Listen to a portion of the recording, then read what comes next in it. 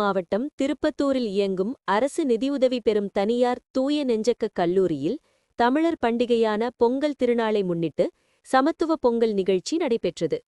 இந்த நிகழ்ச்சியில் கல்லூரியில் பயிலும் ஆயிரக்கணக்கான மாணவ மாணவிகள் தமிழர்களின் பாரம்பரிய உடையான வேட்டி சட்டை மற்றும் புடவை அணிந்து வந்த நிலையில், முன்னதாக அவர்களுக்கு தமிழர்களின் பாரம்பரிய உணவு குறித்து விழிப்புணர்வு ஏற்படுத்தப்பட்டு, பின்பு இயற்கை அரிசி வகையில் ஒன்றான தூய மல்லி அரிசியில் பொங்கல் வைத்து அனைவரும் மகிழ்ந்தனர்.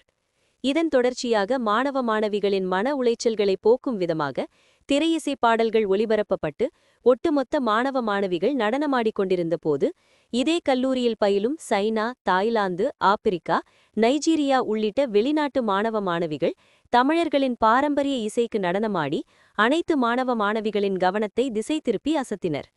தொடர்ந்து மாணவ மாணவிகளுக்கு தமிழர்களின் பாரம்பரிய விளையாட்டுகளான கபடி போட்டி, தண்டால் உடற்பயிற்சி போட்டி போன்ற பல விளையாட்டுகள் நடத்தப்பட்டு வெற்றி பெற்றவர்களுக்கு பரிசுகள் வழங்கப்பட்டன. இந்நிகழ்ச்சியில் கல்லூரி முதல்வர் உட்பட அனைத்து பொறுப்பாளர்கள், பேராசிரியர்கள், மாணவ மாணவிகள் கலந்து கொண்டனர்.